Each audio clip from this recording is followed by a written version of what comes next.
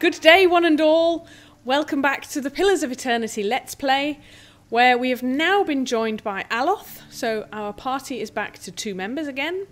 We've just slayed some drunken villagers, and I would like to now go inside the inn and sell all of that junk that we picked up and make a little bit of money and see what information we can find inside this inn. The hanging tree has turned out to be not very useful or profitable at the moment, but we do need the help of this dead animancer to maybe help with these weird visions and voices that we can hear. So let us enter. Here we are in the inn. Come on, you. Come and interact with the bar. Some kind of brown slop is congealing in these dishes. It smells burnt. Okay, let's talk. Welcome. Greetings and welcome to the Black Hound Inn. The innkeeper bows her head curtly. Please sit where you like. Would you like a drink or a room? We have 2 available at the moment. I'm afraid we can't offer much by way of a good meal today, unless you're fond of cold porridge. Could I see what you have for sale? We're running a bit short on goods, but we ought to have more soon. What I would like to do is get rid of all of this nonsense that I'm carrying that I don't want. What do I do? Put it down here? I'm gonna sell that as well. Yes, trade. Excellent. Now what? A level 1 adventurer. We can buy an adventurer for 250 pieces. We can go to bed. How much money do we have? Okay, so we can rest without using camping supplies. 234. Can we buy camping supplies? 3. 225, we have 234. Trade. Yes. Right, that's good. So we sold all of that nonsense and we were able to buy some camping supplies. You can only hold 6, by the way. Current party, no companions available to hire. That music sounds a bit like Hearthstone. Well, actually, we need to Greetings. sleep. Got no money, so it'll have to be the common room. There we go. That's a pleasant-looking common room. Your sleep is restless and fevered, assaulted by hisses and whispers, blanketed with a suffocating anxiety. You open your eyes to awaken and find yourself in front of Gilded Vale's gallows tree, the creaking of its ropes growing louder in your mind until the sound is deafening. Hanging from the tree is an old dwarf woman whose face has shriveled inward like mouldering fruit. Her head hangs limply to one side. As you look at her, she looms larger and larger in your mind until she is mere inches from your face. Suddenly her head snaps up, and her eyes open, and they are empty, and behind them is a vast nothingness that makes your stomach drop. Her mouth slowly parts, and with a gust of rancid air, she speaks a word. Watcher. You jolt awake, the foul smell of the dwarf woman's breath still permeating your nostrils. Sweat runs down your face in thick droplets, and your skin is soaked from head to toe. You remember the woman. You remember seeing her decaying face when you spoke with the magistrate. He called her an animancer. Though it fills you with a new, queasy apprehension, you feel a strange compulsion to see this woman once more. If only to confirm she is truly dead. Yeah, so you have a... Ah, look, now she's glowing purple. Now we can talk to her. The squat, distended body of an elderly dwarf woman dangles from a thin, crooked bough that sags at the tug of her noose.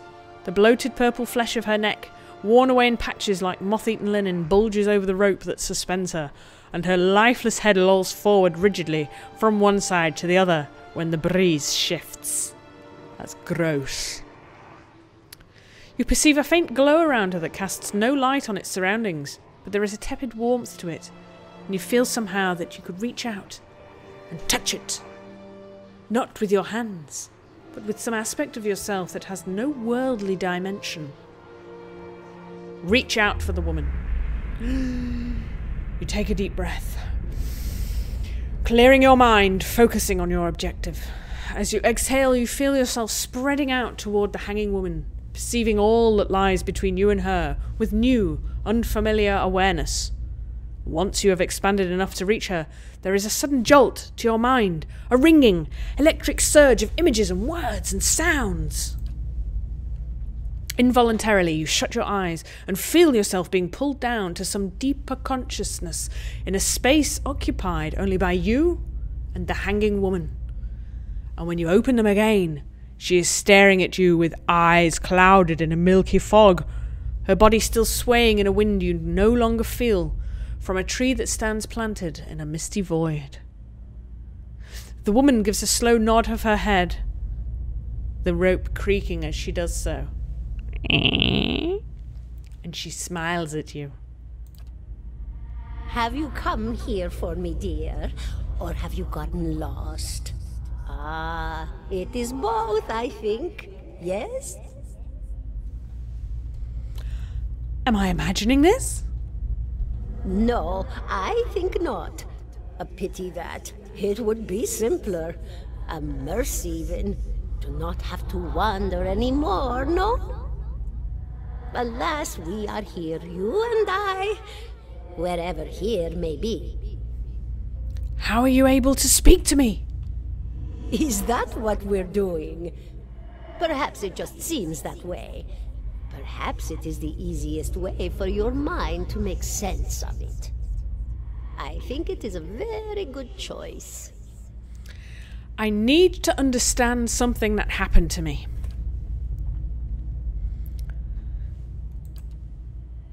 The world looks a little different than it used to, is that it?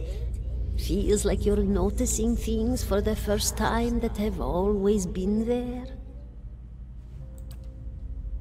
You have seen past the shroud. It only takes an instant. Your soul remembers, yes?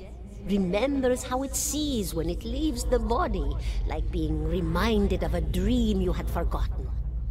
You are a watcher now, and a watcher you will stay. A watcher? What's one of those? What indeed? Long hours have many animancers spent studying such things. Not I, though. Not I. I'll tell you what I know, though, since fair is fair. And here we are, visiting, you and I, and it reminds me of better times. Souls pass on. Some say through Audra stones, which are the blood veins of the world. They leave the world for a time and are reborn into it, sometimes more than they were before, but usually less and seldom the same. For all souls there is a time where they do not live, yet have not passed on, and those souls roam the world, same as you or I, either leaving or lost. But no one sees them because they have forgotten how. Ah, you can see souls. A watcher sees them, knows what to look for. And sometimes they know a person just by looking at them, know where they've been in ages past when their bodies were other bodies. See memories even their owner can't recall. A wonder to behold when all goes well. A wonder! When all goes well? What does that mean? Oh, nothing to be afraid of, I'm sure. It's just much to take in for some. Sometimes there's trouble sleeping or other difficulties. Uh-huh. You should see old Meerwald. He could tell you much more than I. A watcher just like you. Helped many in his day. Took up in an old keep no one would claim. Not far, not far. Kadnua, beyond the Black Meadow. He will welcome the company. Okay, so we have a new place to visit. But I think I survived a Bewick. Do you know why that would be? Did you now, dear? My, that would be something, wouldn't it? Could be luck, could certainly be. A storm can be a careless thing. Or maybe it got its hands around your soul but couldn't pick it up. A soul can be heavy if it stayed in one piece through its time. Strong souls, we call them in the trade. Cold, I mean. Called them. Those days are all behind me now. Yes, you're dead, love. Okay, you said souls break apart over time? Oh, yes. Entropy. Rimagan's work. We know little of why or how. We lose pieces of ourselves when we die and pick up pieces of others when we are born again. But less than what we lost. We tried to stop it with the animantic sciences, but with little success. No. A very small few resist Rimergan's influence and stay together through some force of defiance, at least for a time. But they all succumb eventually, I think. I want to know something about you. Me? I'll bore you to tears, though. Quite possibly. Who are you? And here I thought you'd come to visit me in particular. Caldara de Baranzi, of the Valian Royal Academy of Animantic Sciences. Not the greatest of their number, but I came here all the same because this was where help was needed. Gosh. So, we've just met Caldara de Baranzi, a member of the Royal Academy of Animantic Sciences who's just revealed the bombshell that we are, in fact, a watcher. We can see people's souls. We can talk to their dead bodies after they've died. My goodness.